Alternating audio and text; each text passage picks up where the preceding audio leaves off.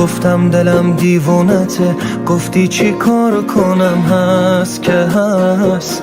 تا اینو گفتی دلم شکست، تا اینو گفتی دلم گرفت.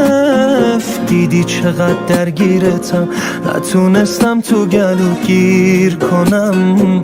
گفتی باید خیلی تغییر کنم، همه جونم و غم گرفت.